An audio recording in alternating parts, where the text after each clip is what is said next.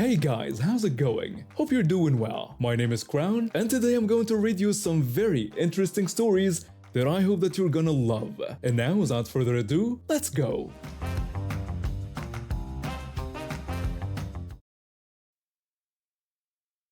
I'd always been closest with my cousin's best friend, who was basically like an older brother to me. He lived in a quiet neighborhood in Adelaide, and his parents often invited me for sleepovers since they knew my parents worked crazy hours at the hospital. This weekend started like any other, just two kids playing cricket on a quiet street. We were being careful, staying away from the parked cars and playing near the end of the road by the train tracks. Everything was fine until this kid from down the street showed up. He was around 9 and had a reputation for being rough with other people's things. Last time he played with us, he nearly broke my friend's cricket bat, so when he asked to join, we politely declined. The kid ran inside and suddenly we heard screaming from his house. It was his mother yelling at us to let her precious angel play with us right now. We reluctantly let him join but didn't let him bat. He threw a tantrum about it and ran back home. Good riddance, we thought. If only we knew what was coming next. I was bowling and my friend hit the ball. It rolled under this small hatchback parked on the street. While he was looking for it, he tossed me his cricket bat over the car. I caught it thankfully but joked around by pretending I was going to tap the car's side mirror. Keeping a good distance away, of course. Stupid move on my part. That's when we heard a door slam. This massive woman came storming out of the same house the kid went into. I started to ask if she could move her car so we could get our bowl, but she immediately cut me off. She started screaming, accusing us of trying to damage cars and bully her son. Then she started throwing racist slurs at me because of my tan skin from playing sports outside. I'm not even Aboriginal. Not that it would make her behavior any less disgusting. She then threatened to run me over if I didn't give her the bat. I handed it over, hoping to defuse the situation. My friend tried to explain that we just needed our tennis ball and that it was under her car. I added that it was specifically by the back wheel. She rudely told us to shut up, saying she'd find it herself. She spent forever looking for the ball, and when she finally found it, she did something unbelievable. She waited for a train to come by and threw our ball onto the tracks, where it got shredded to pieces. When I demanded to know why she did that, she smugly replied that it was punishment for vandalism. My friend then called her out for being racist, pointing out that I wasn't even Aboriginal. He called her a witch too. That set her off completely. She raised the cricket bat and hurled it straight through the windshield of a car parked across the street. And it wasn't even her car. It belonged to my friend's neighbor. My friend bolted inside while I grabbed our wickets and followed. A few hours later, the police showed up. They'd been told we were the ones who smashed the windshield. Luckily, my friend's neighbor was watching us the whole time from his security cameras. Karen tried to press charges against us. She dragged us all to court, probably thinking two teenagers couldn't defend themselves. But she didn't know about the neighbor's CCTV footage. In court, she kept insisting that the evidence must be fake, screaming that she never threw anything. I pointed out that she had literally grabbed the bat from me and thrown it herself. The neighbor's footage showed everything. Her racist rant, throwing our ball on the tracks, and the grand finale of her launching the cricket bat through his windshield. The judge ruled in our favor, and Karen had to pay for a new windshield plus tinting for all the car's windows. But the story doesn't end there. A week later, we found out Karen had been reported to her workplace after the neighbor shared the CCTV footage of her racist tirade on the neighborhood Facebook group. She worked at a diversity and inclusion nonprofit. Of all places, she was fired and had to move away because nobody in the neighborhood would talk to her anymore. I haven't played cricket since that day, but watching karma catch up to Karen was worth every second of stress she put us through.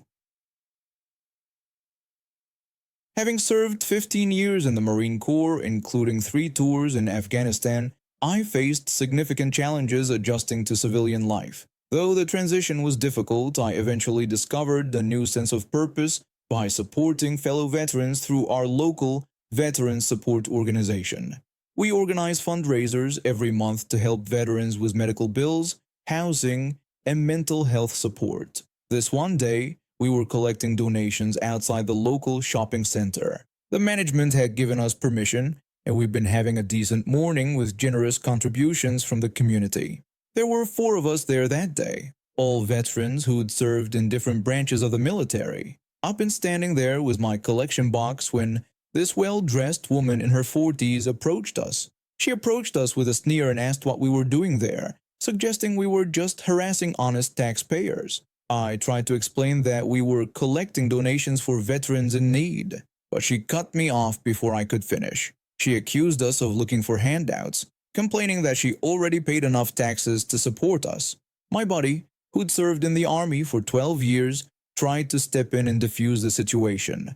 He attempted to explain our cause, but Karen wouldn't let him finish. She rudely interrupted him, claiming she was the one who paid our salaries and that we should be grateful for the freedom she provided us. We'd all risked our lives serving our country, and here was this woman acting like she personally funded the military. I tried to remain respectful while explaining that we weren't getting paid for this and were simply volunteers trying to help struggling veterans.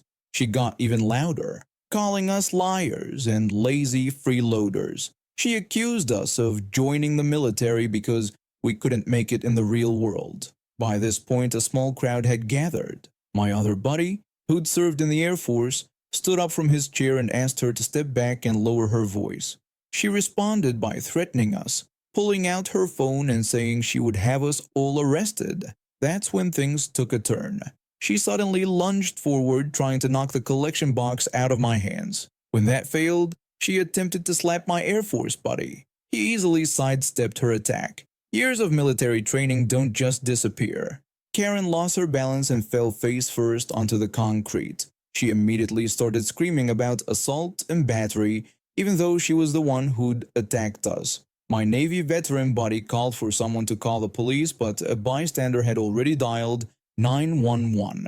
Within minutes, 3 police cars arrived. Karen was still throwing a fit, demanding our arrest. However, multiple witnesses came forward with phone recordings of the entire incident. When the police officer told her to stand up and put her hands behind her back, she couldn't believe she was being arrested. She started screeching about her husband being an important person and how we'd all regret this. The police weren't impressed. They handcuffed her while she continued her tirade about knowing important people and how we'd all regret this.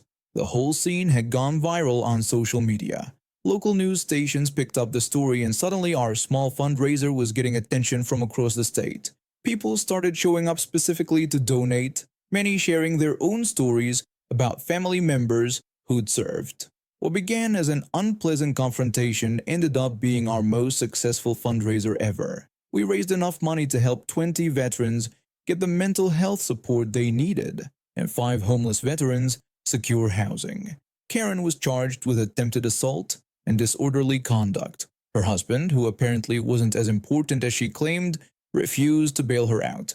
She spent the night in jail, and the judge wasn't too sympathetic. The local veterans organization now hosts monthly fundraisers at the same location, with full support from the shopping center management. We've never had another incident like that one, but we did install body cameras just in case. I've been married to my ex-husband for 8 years before I discovered he was cheating on me with a co-worker during a business trip to Greece. We had 2 beautiful children together, and I thought we were happy. His parents had always been overly controlling, but I tried to maintain peace for the sake of our family. When the truth came out about his affair, his parents sided with him completely, claiming I must have done something to drive him away. After our divorce, I needed to support myself and my kids, so I took a job as an entertainer at a family-friendly entertainment venue. It's not what I originally planned for my career, but the pay is good, and my co-workers are supportive. The venue is known for its elaborate holiday events, especially the annual Christmas Spectacular. That Friday night, everything was going perfectly. I was performing my routine on stage in my festive costume when I heard an unmistakable shriek. My former mother-in-law started yelling and pointing at me, screaming about how I was bringing shame to their family name. I spotted my ex-husband and his parents near the stage. My boyfriend, who works security at the venue, was on break, so I used our emergency signal to alert other security staff. My ex-husband started shouting at me to get off the stage, saying I was embarrassing myself. I tried to maintain my composure and continue my performance, but then my ex-husband did something unthinkable. He climbed onto the stage and grabbed my ankle. I lost my balance and fell. I yelled at him to let go of me while trying to kick him away. Security quickly responded, but not before I had to defend myself. My boyfriend heard the commotion and rushed to help, getting me backstage while other security members handled my ex and his parents. The police were called, and I had the satisfaction of watching my ex-husband being led away in handcuffs. He was charged with assault, trespassing, and causing a public disturbance, but his mother wasn't done yet. She started screaming threats about taking my children away from me, saying no judge would let them stay with someone like me. Something in me snapped. My boyfriend had to hold me back as I screamed back at her. I told her she would never get near my children again and accused her of raising a cheater and a liar, saying she was no better than him. She tried to slap me, but security and police intercepted her. She and my former father-in-law were forced to leave under threat of arrest. The story doesn't end there. The following weekend, I received an unexpected call from the woman my ex had cheated with. She'd gotten my number through mutual acquaintances and wanted to tell me something important. She explained that after the incident at my workplace, my ex had called her begging for bail money. When she refused, he became violent and hit her. She pressed charges, which resulted in him losing his job. She also revealed that his parents had always compared us, even during their affair, and that my ex had become obsessed with my new job. She tried to apologize, saying she knew she didn't deserve my forgiveness but thought I should know what happened. I coldly told her she was right about not deserving forgiveness, pointing out that she had helped him destroy our family and was only calling now because he had hurt her too. I hung up and blocked her number. The next day, I filed for a restraining order against my ex-husband and his parents, using the recent assault and his attack on his girlfriend as evidence. The judge granted it immediately. My ex's violence against his girlfriend violated his professional ethics code, and he was fired from his high-paying corporate job. His parents tried to defend him, but the security footage from my workplace went viral in our community, showing everyone exactly who they really were. Now I have full custody of my children, a restraining order against my ex and his parents, and the satisfaction of knowing that their attempts to ruin my life only ended up ruining their own reputation instead. Being the responsible one in the family has always been my role. While my siblings and I each faced our own struggles, growing up with our mother, I was the first to break free from her manipulative patterns. I relocated across the state, established a successful career in finance, and worked hard to set boundaries, though it wasn't always easy. Despite living hours away, my mother's drama always finds a way to reach me. Usually it involves money, and this time was no different. Her latest boyfriend, a man she'd been dating for barely 6 months, had gotten himself into legal trouble for committing fraud. The irony wasn't lost on me when she called asking for money to help him avoid jail time. My mother doesn't work. She hasn't held a steady job in over a decade, choosing instead to rely on whatever boyfriend she has at the moment to support her. This time she called me in what she claimed was desperate need. During the call, she explained that she needed financial help, specifically $1,000 immediately and $2,000 at a later date. When I pressed her for details, she explained that the initial amount was for a lawyer, while the larger sum would cover the community service program fee that the lawyer suggested could help avoid jail time. She mentioned that the larger amount could be paid in installments. I knew her boyfriend made minimum wage at his part-time job. The math wasn't adding up. I suggested she try applying for a public defender, explaining that they provide free legal representation for people with low income. She immediately dismissed the idea, telling me that public defenders were terrible lawyers and that she'd already found the cheapest private lawyer available. I told her I would only consider giving her the $1,000 if she could prove she had applied for a public defender and been denied. She huffed but made the call to the public defender's office while I was still on the line. After a brief conversation, she came back telling me that she'd spoken to a very nice lady who had taken her information and determined they made too much money to qualify. She added that when she asked for proof to show me, she was told they don't provide such documentation. Something felt off. I checked their website, which clearly stated you needed an in-person interview and documentation of expenses and household size. I told her this and insisted she needed to make an appointment and go in person. A few days later, my sister, who lives near our mother, called me. She relayed how our mother was telling everyone that her boyfriend had gone to the appointment that day and been denied. Our mother was apparently complaining about him losing an hour of wages for nothing.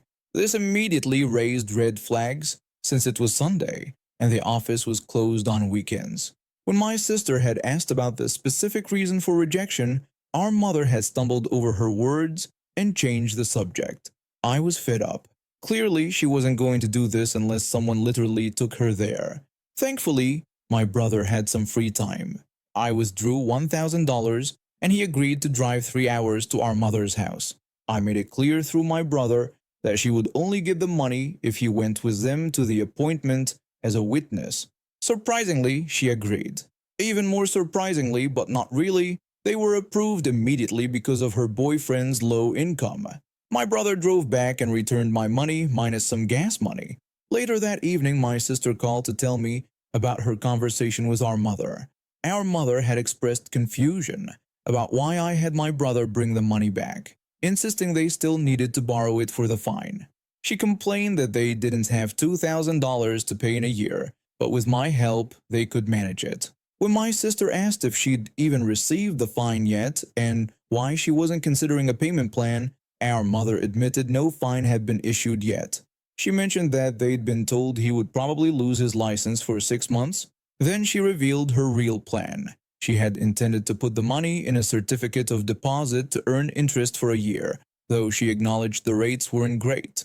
Mid-explanation, she suddenly stopped, realizing a flaw in her plan. When my sister pressed her about this flaw, our mother reluctantly admitted that while they no longer needed the $1,000 for the lawyer since they got the public defender, she still thought I should give it to her so she could invest it and make interest. I blocked her number for a month after that. When she finally reached me through my sister again, I told her I'd already invested that $1,000 in a personal therapy fund to deal with her manipulation. The spluttering silence on the other end of the line was worth every penny I'd save by not falling for her schemes anymore. And now we have reached the end of today's stories. Thank you for watching, and see you next time.